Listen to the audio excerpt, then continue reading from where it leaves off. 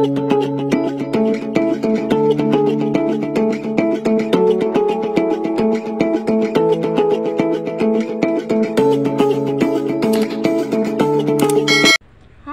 may bagong update ngayon sa FB Meta, ang profile recommendation.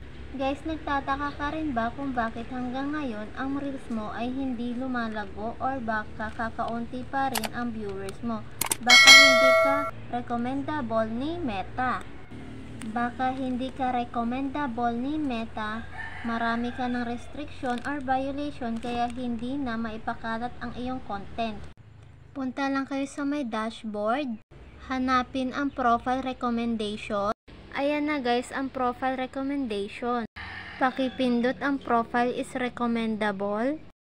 Kapag ganyan po ang nakita nyo, ibig sabihin, no issue, no restrict, no violation. Ayun lang po. Thanks for watching my video.